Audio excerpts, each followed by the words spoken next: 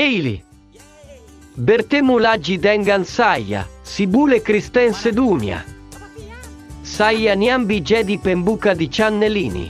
Suka atau tidak suka dengan materinya. Tolong like, subscribe, bagikan, dan komen. Gratis. Tis. Kalau ada yang minta bayar, suruh lapor pakerte. Kalau channel dangdut.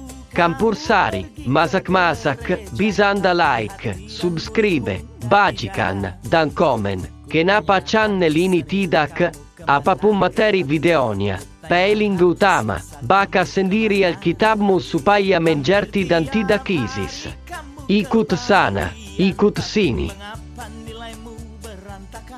Haleluya, haleluya. Selamat datang dalam program kita Kamu Hebat. Saudara yang kasih dalam Tuhan, dalam hidup ini yang pertama kita harus jadi berkat, yang kedua kita harus memberi semangat, dan yang ketiga kita harus memberikan kekuatan. Karena dunia ini terlalu banyak orang yang saling membuli, saling menghina, lalu ntar diskriminasi ras lah, lalu diskriminasi karena perbedaan status sosial lah, diskriminasi karena mayoritas dan minoritas lah. Indonesia hancur kalau begitu, saudara. Karena Indonesia adalah bangsa yang besar, bangsa yang kuat. Karena itu mulai dari hidup kita selalu memberi semangat, memberi kekuatan, memberi dorongan. Suami kasih semangat buat istri. Jangan lihat istrinya, lu gendut banget sih. Saudara kasih dalam Tuhan, kadang-kadang rusak hidup ini. Kenapa? Karena saling menghina, saling menjatuhkan, saling melemahkan. Tapi hari ini saya percaya betul kita akan dapat kembali kekuatan baru dari kasih anugerah Tuhan.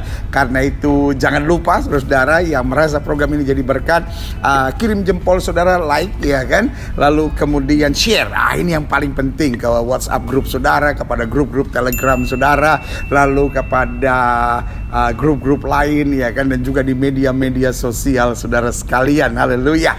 Dan juga kalau ada lonceng bunyikan, tanda itu daftar hadir saudara. Dan yang belum subscribe boleh subscribe, sehingga saudara bagian dari komunitas Kamu Hebat, tempat di mana orang-orang mengasihi Tuhan, mengasihi jiwa-jiwa, dan percaya bahwa dalam Yesus kita lebih daripada orang-orang yang menang. Haleluya. Nah, hari ini kita ada program yang very special, karena bersama dengan saya ada seorang hamba Tuhan yang hebat, seorang yang mantap. Maksudnya muda udah lewat, tua tapi belum.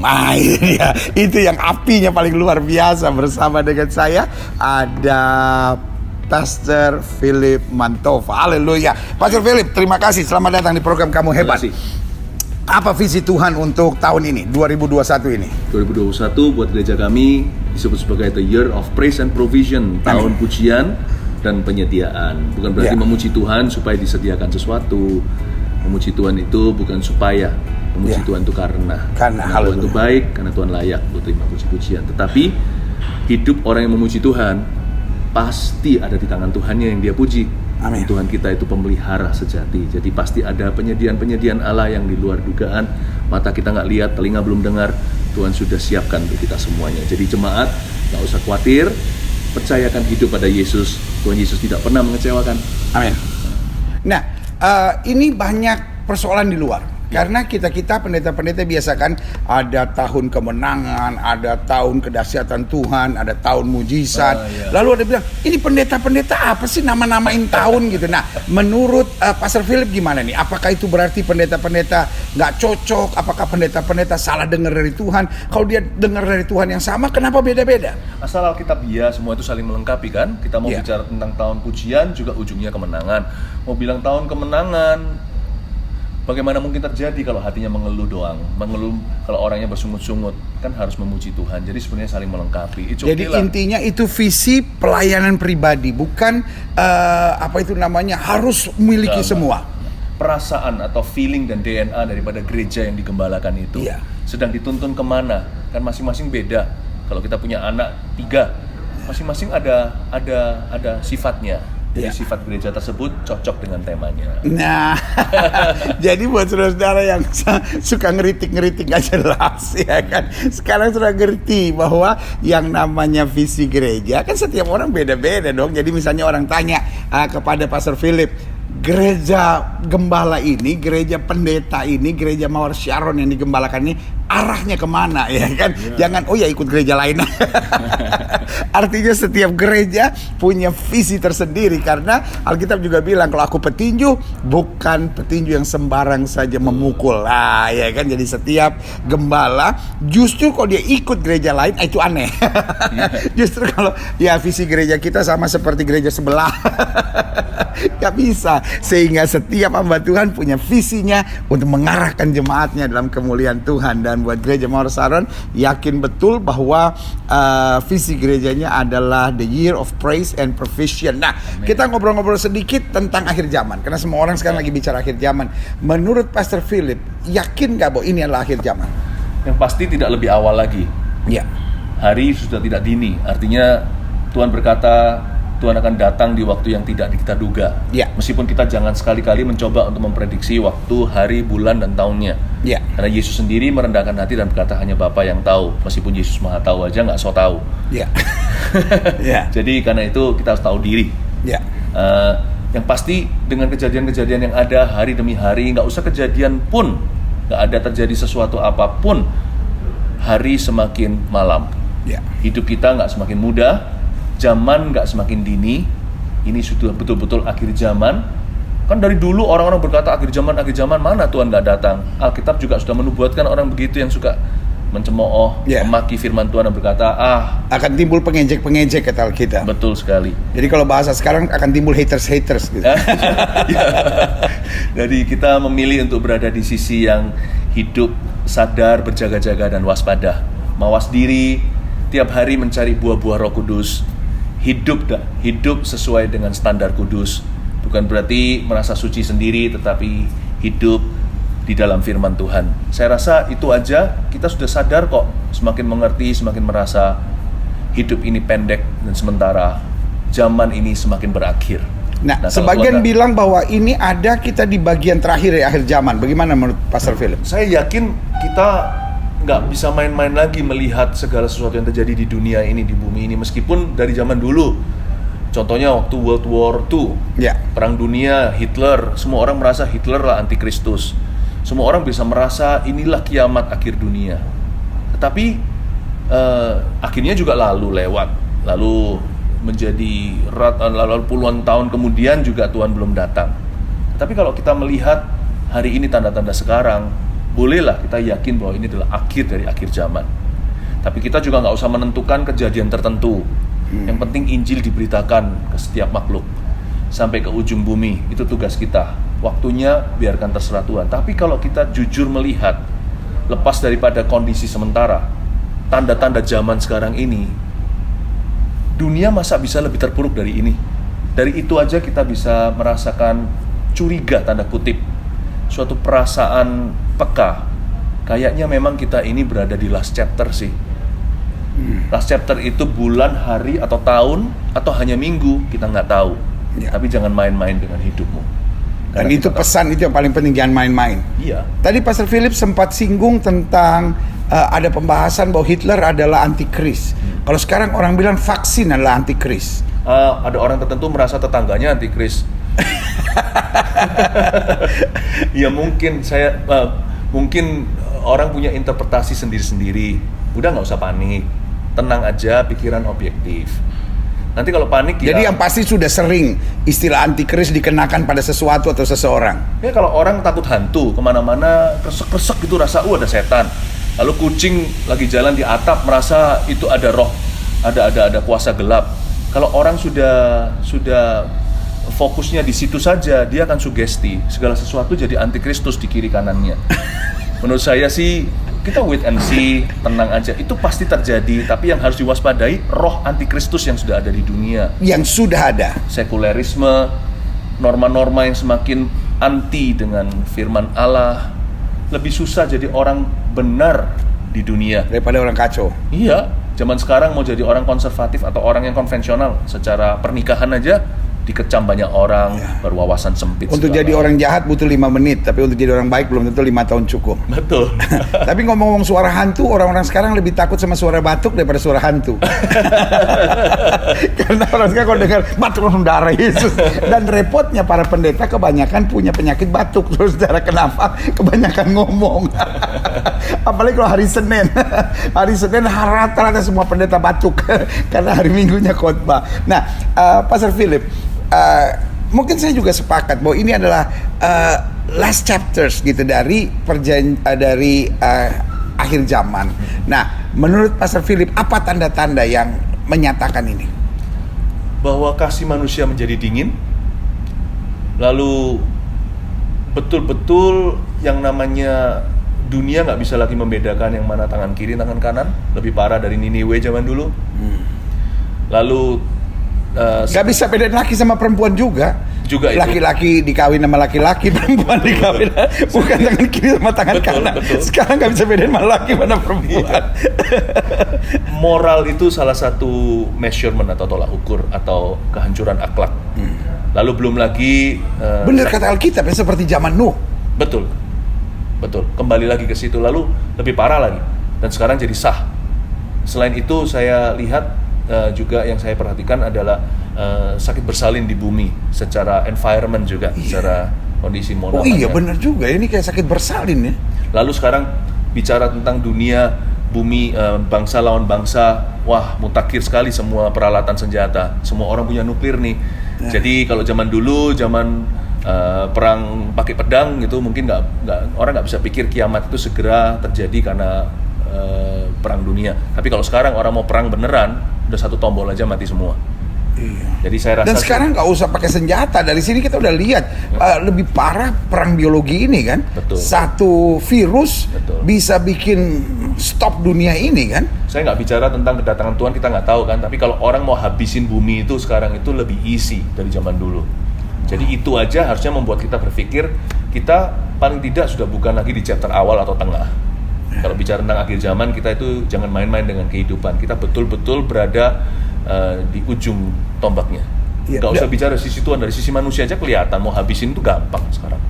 Iya, karena kita lihat dengan adanya virus ini yang sebagian orang bilang, oh ini perang biologi, lepas dari apapun kontroversinya. Tapi kita tahu sebuah persoalan kecil bisa stop dunia ini. Betul. Nah, kalau kita bicara tentang yang tadi kita singgung, nggak bisa bedakan tangan kiri, tangan kanan, nggak bisa bedakan laki dan perempuan, iya kan?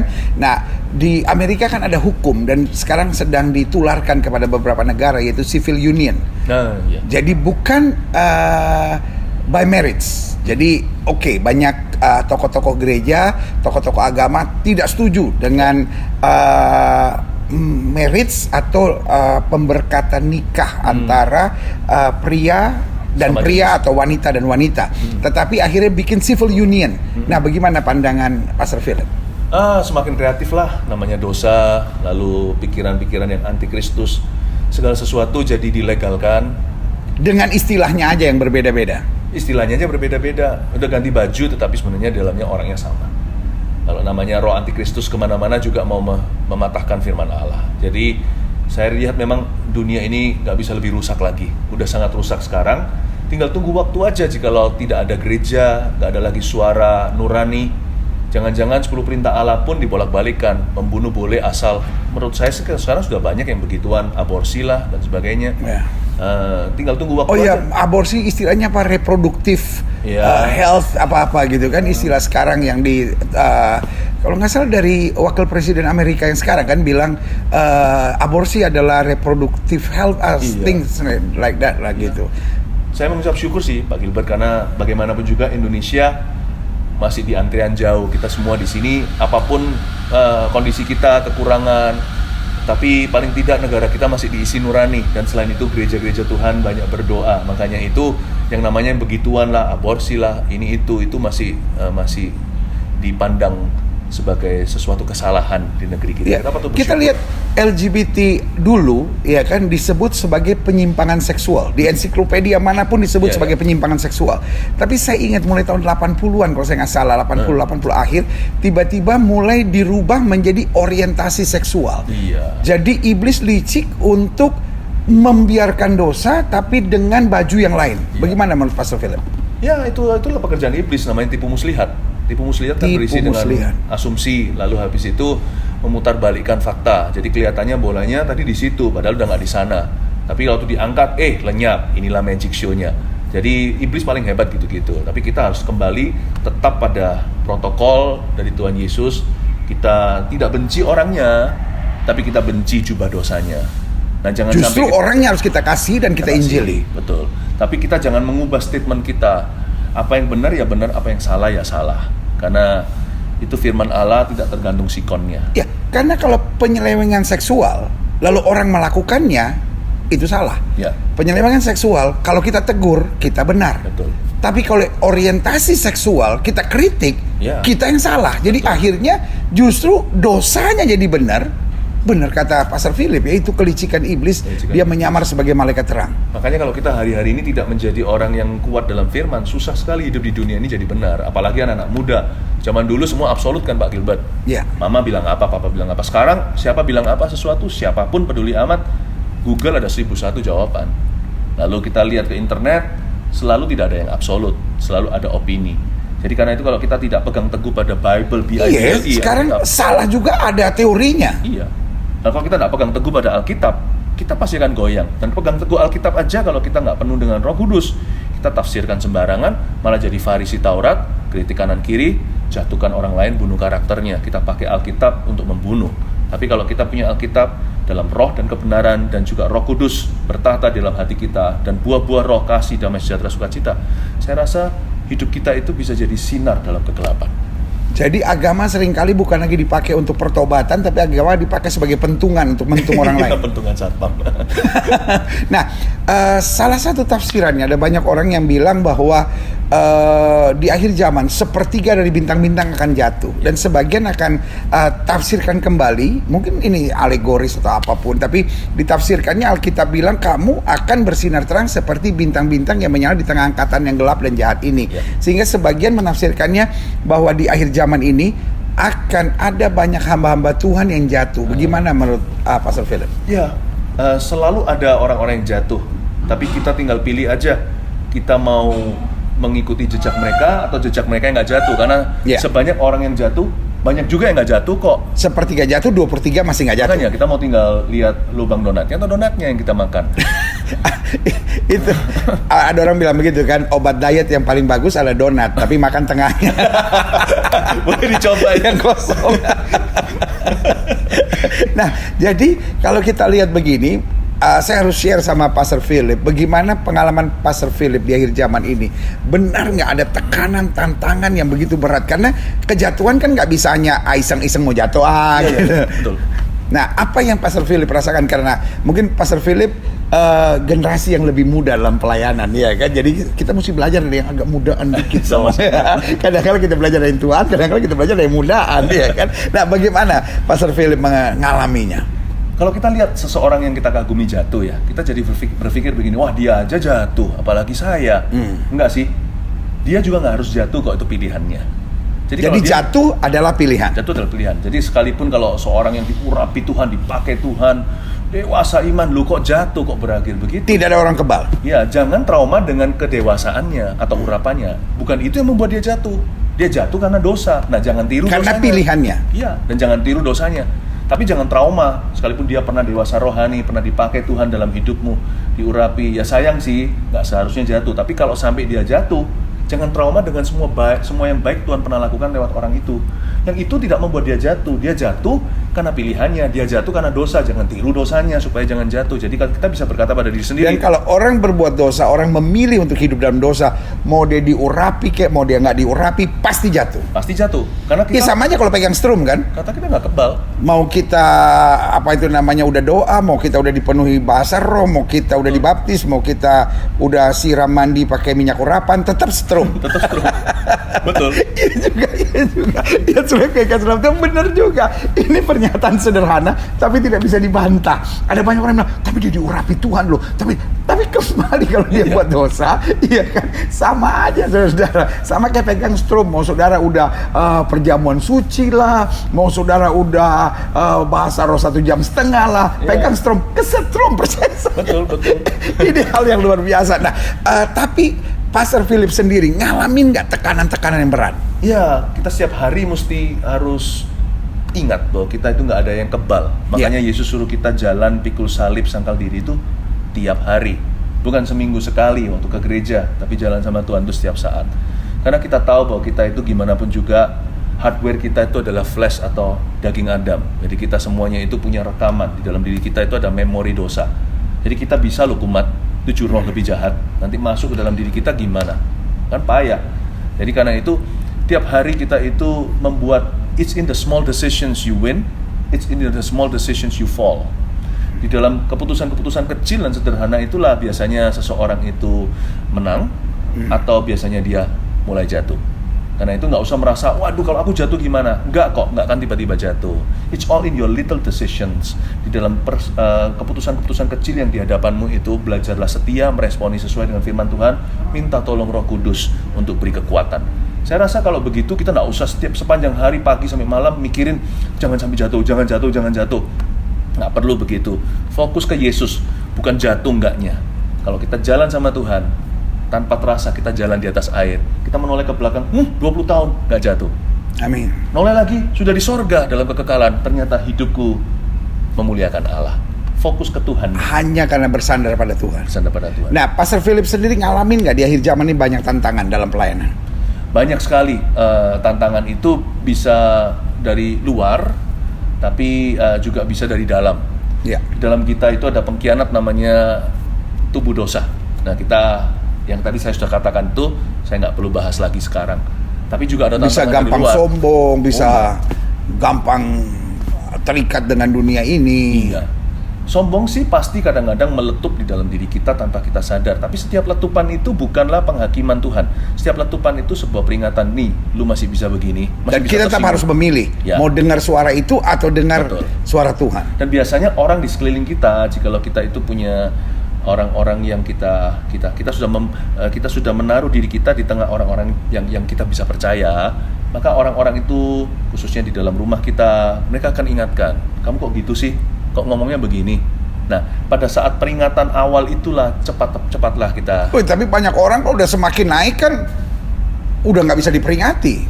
Tapi dia sampai di taraf tidak bisa diperingatkan itu pasti juga melalui suatu perjalanan panjang dulu. Dia mengeraskan hati setiap levelnya. Makanya in your small decisions, dalam keputusan kecil itu kita bisa terus rendah hati. Gak ada orang bisa rendah hati itu begini terus sempurna. Ada waktunya ada letupan-letupan kesombongan, lalu dia sadar, dia bertobat lagi dan berkata, oh Tuhan, rem harus pakem. Iya, aku kok masih bisa begini. Dan salah satu senjata ampuh adalah minta orang lain doakan. Itu langsung membunuh banyak kesombongan. Jadi kalau tapi banyak orang ketika dia sukses, dia dikelilingi oleh penjilat dan tukang cari muka. Nah, itu salahnya dia. Disitulah dia memang sudah merancangkan mendekorasi kejatuhannya. Menurut saya sih kita pada waktu kita masih pumpung rendah hati, kelilingi diri dengan orang-orang yang jujur dalam hidupmu. Bukan sempurna, mereka sendiri juga masih dibentuk Tuhan, tapi orang-orang yang objektif dalam hidup Anda. Jangan kelilingin dirimu dengan yes man. Terutama dalam pernikahan yang sudah menikah. Jangan jadi Anania Safira, kompak untuk perkara salah. Berdoa tiap hari waktu mesbah keluarga. Jadikan kami suami istri kompak dalam perkara Tuhan. Tapi jadikan kami itu nggak jodoh dalam perkara yang salah. Jadi kalau satu lagi marah, satu lagi sabar. Kalau satu lagi sombong, yang satunya ingatkan, lu kok gitu sih? Kalau kita minta seperti itu sama Tuhan, sama dengan minta kekang kuda.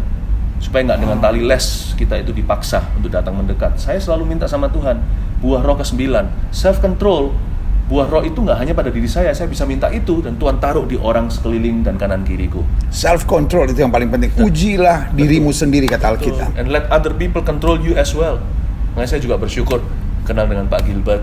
Pak Gilbert itu selalu mendoakan kami, mendoakan saya juga. I'm very thankful. Ya ini hamba Tuhan hebatnya luar biasa. Kita senang kenal yang begini-begini, diurapi ya kan, haleluya. Nah, lalu yang kita juga perhatikan salah satunya adalah banyak hamba-hamba Tuhan di akhir zaman mengalami tekanan dan goncangan dalam keluarga. Seperti saya lihat kayak senjata setan kok kayaknya itu terus gitu yang terjadi. Bagaimana menurut Pastor Philip? Oh ya, kita jaga itu sebenarnya bukanlah pelayanan kita, tapi yang kita jaga adalah pernikahan kita. Makanya jaga hubungan komunikasi, pastikan itu nggak ada sorokan tersembunyi. Saya ini orangnya sangat-sangat independen sekali atau individualistis. Dari kecil saya sudah sekolah di luar negeri, sendirian, nggak sama papa mama. Jadi udah terbiasa nggak ngomong ke siapa-siapa. Tapi waktu menikah ya harus berubah dong. Harus berubah. Yang harus kita ubah pertama-tama waktu kita menikah atau tinggal di antara orang adalah kita sendiri. Jadi saya lebih berkomunikasi. Jadi saya biasakan against the flow atau melawan arus. Jadi pulang ke rumah, kalau saya lagi di rumah nih, maka saya pulang kerja, saya pastikan cerita sama istri saya semua poin-poin yang utama dalam. Walaupun tadinya bukan kebiasaan. Oh, saya paksa. Jadi sekarang saya. Kan ada banyak orang yang bilang, aduh saya nggak biasa cerita-cerita sama suami saya nggak biasa cerita-cerita sama istri saya. Tapi kalau kita mau jadi luar biasa ya nggak boleh lakukan yang biasa. Mau jadi luar biasa nggak mau jadi Mau hebat. jadi luar biasa, jangan lakukan yang biasa-biasa, bos. Kamu hebat, lakukan sesuatu yang luar biasa, mantap. Terus mau kurus ya lawan arus kan. Iya. Atau sudahlah, jangan gede. bahas-bahas kurus, nggak enak ini. Soalnya kita beda ukuran. Badannya mau atletis, ya nggak bisa terus berkata diam aja nonton TV lalu jadi begini. Kenapa kalau pernikahannya mau kuat kok diam aja nggak mau angkat barbelnya? Iya. Ya harus lari maratonnya. Jadi salah satu hal sepele, hal kecil yang semua orang bisa, yaitu buka komunikasi. Saya selalu cerita kok, Pak Gilbert sama istri saya Irene, saya ngomong semuanya. Dia juga cerita kalau saya bepergian di zaman-zaman pada waktu saya banyak traveling gini. Lalu saya pasti akan sampai ke hotel, yang saya cari pertama-tama istri saya, lalu saya telepon dan cerita sama dia, tadi gini loh aku ketemu orang ini, itu. Memang nggak bisa cerita semuanya, tapi semua rata-rata apa yang perlu saya ceritakan. Tapi itu secara global, karena ada banyak hal yang jadi kita lupa juga. Nggak ada secret drawer, nggak ada sorokan tersembunyi. Yeah. Jadi kalau kita bisa jaga pernikahan gitu, menurut saya bukan berarti super aman, tetap Roh Kudus yang menjaga, darah Yesus yang membasuh. Tetapi kita nggak membuka celah sama keluarga. Jadi kita jaga hubungan pribadi kita dengan Tuhan, pernikahan kita, komunikasi dalam keluarga. Menurut saya kalau keluarga kita tuh normal-normal, sah-sah saja di hadapan Tuhan, kita itu jalan dengan healthy atau dengan sehat, walafiat secara emosi, nggak ada celah, nggak gampang sih dikoyakkan. Jadi celah pertama yaitu menyimpan rahasia. Iya, menyimpan rahasia. Lalu udah nggak ada lagi temen lu temen gua, udah apalagi kalau lawan jenis teman tapi mesra itu nggak ada. Saya nggak ada di dalam hidup saya, tidak ada orang lebih dekat pada saya selain istri saya. Yang next yang paling dekat yang tidak ada bandingannya ya Tuhan Yesus sendiri. Ya. Jadi jangan sampai kita lebih nyaman sama orang daripada sama pasangan kita. Iya. Dan kalau kita masih bujangan, saya sudah latih ini sejak saya bujangan. Waktu saya bujangan juga saya tahu bahwa ministry itu akan bertumbuh atau apapun yang kita kerjakan akan berhasil itu gampang dari sisi Tuhan. Yang kita perlu jaga itu jaga diri. Sebagai hamba Tuhan kan juga kita diberitahu. Jadi pertama jaga diri, yang kedua jaga keluarga. Iya. Saya saat teduh tiap hari, waktu saya bujangan juga. Lalu setelah saya keluar dari saat teduh saya lakukan tugas sehari-hari. Udah gampang kok. Saya bisa tahu sendiri ini benar ini salah. Nggak ada sesuatu yang misteri. Hati nurani bisa menuduh kita. Udah ikuti aja nurani yang bersih. Menurut saya sih nggak ada yang namanya kejatuhan tiba-tiba kalau kita nggak izinkan. Kejatuhan tuh bisa terjadi kebetulan. Tetapi sebelum kejatuhan itu banyak keputusan yang salah, keputusan yang bodoh, seperti kelilingi diri kita dengan pergaulan yang buruk. Saya rasa kalau kita bisa setia dalam perkara-perkara sederhana, keputusan kecil itu, nggak satu pun lagi yang akan jatuh. Dan kalau ada hamba Tuhan yang jatuh, jangan kita nilai dia, oh kok jatuh gara-gara urapannya dipakai Tuhan. Enggak sih, dia jatuh itu pilihan. Kita nggak harus jatuh seperti dia. Tapi kalau kita mau jadi seperti orang-orang itu, jadilah seperti mereka ketika mereka masih berguna, diurapi, ketika mereka berfungsi. Jangan trauma dengan kejatuhan orang, mereka punya cerita sendiri, jagai ceritamu saja. Ya. Nah, banyak orang bilang lebih gampang jatuh daripada lebih gampang bertahan. Menurut Pastor Philip gimana? Enggak, lebih gampang bertahan. Karena jatuh itu datang dengan harga. Dan jatuh nggak tiba-tiba? Enggak. Kalau kita jatuh, itu jatuhnya gampang, tapi kejatuhan itu sendiri susah. Konsekuensi yang harus terjadi, konsekuensi yang harus ditanggung setelah itu. Jadi kita sebetulnya udah tahu kita mau jatuh ya, karena saya pikir-pikir benar juga seperti yang Pastor Philip tadi bilang, ya kan, jatuh itu ada tanda-tandanya, ada awal-awalnya.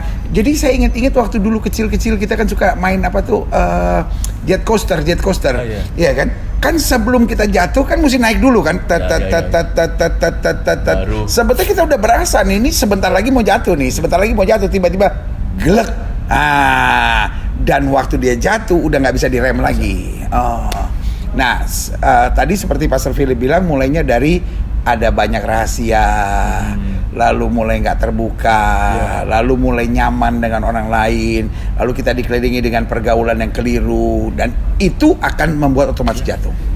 Ya, kalau bujangan mungkin mulai kelihatan dia mulai menjauh dari teman-teman gereja, dan dia mulai punya hobi-hobi yang menurut saya menjauhkan dia dari Tuhan, mulai bolong-bolong saat teduhnya. Jadi nggak mungkin terus tiba-tiba jatuh, tapi turun dulu pertahanannya. Setiap kita harus paham signal-signal hidup sendiri, dan nggak pernah ada orang yang jatuh tiba-tiba dia sudah kerasa. Jadi kayak Alkitab bilang ya, pasanglah rambu jalan baik-baik. Betul. Luar biasa. Nah, sekarang karena memang ada banyak goncangan di dalam keluarga, sebagai pesan terakhir, apa pesan terakhir Pastor Philip dari program ini untuk bagaimana keluarga-keluarga menjaga masing-masing keluarganya? Kan banyak orang bilang, yo rumah tangga saya bisa bahagia kalau suami saya bertobat, rumah tangga saya bisa bahagia kalau istri saya berubah, rumah tangga saya bisa bahagia ya kalau mama dan papa saya akhirnya nggak ikut campur lagi gitu. Nah, bagaimana menurut Pastor Philip? Sederhana aja, sebagai keluarga jangan tunggu yang lain dulu. Sifat tunggu-menunggu itu tidak berujung apa-apa. Siapa yang sadar, mulai dulu yang menyadari. Bagian kita sederhana. Kalau sekarang yang sadar dulu adalah istri. Istri apa bagiannya? Tuhan udah bicara dengan jelas. Bahkan ditambah. Pertama-tama, hormati suamimu. Tapi suamiku itu nggak layak dihormati. Tetap hormati, bukan perbuatannya. Hormati siapa dia di hidupmu. Lalu dengan tanpa banyak bicara lewat teladan, Alkitab memberikan pesan tambahan. Bisa memenangkan suami yang tidak beriman bahkan tanpa banyak kata-kata atau kalimat. Kalau suaminya dulu yang sadar, lebih kuat lagi karena dia adalah decision maker in the family atau head of the house. Maka dia kasihi. Dengan banyak kasih itu kita akan memenangkan. Kalau anak dulu gimana? Gak bisa jadi papa, gak bisa jadi mama. Mama papanya masih menyembah berhala. Yang sadar, doa dulu. Kan Tuhan ajari kita bisa doa syafaat. Kita bisa klaim janji Tuhan supaya papa mama terbuka.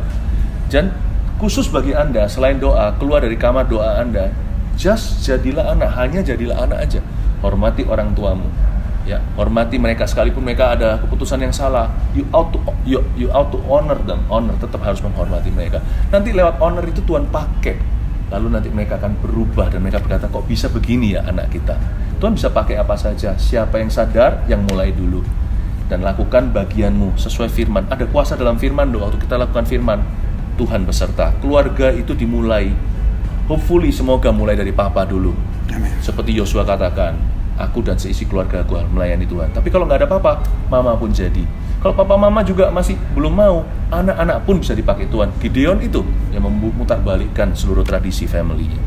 Pokoknya siapa sadar dulu, dia jadi domba atau korban hidup Tuhan. Dan percaya ada kuasa dalam ketaatan. Jadi janji satu orang bertobat, seluruh rumah tangga diselamatkan bukan hanya untuk suami, bukan hanya untuk istri, tapi satu orang, siapapun dia. Ya, salah satu siapapun itu.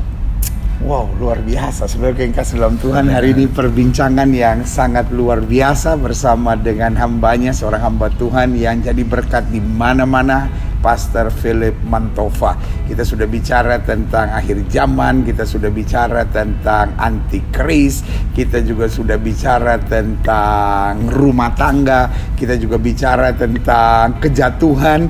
Tetapi hari ini kesimpulan kita sederhana. Yang pertama, kita harus siap, ya kan, menghadapi segalanya. Yang kedua, kita harus sadar. Dan yang ketiga, kita belajar hal yang juga sangat indah. Jatuh itu lebih susah daripada bertahan.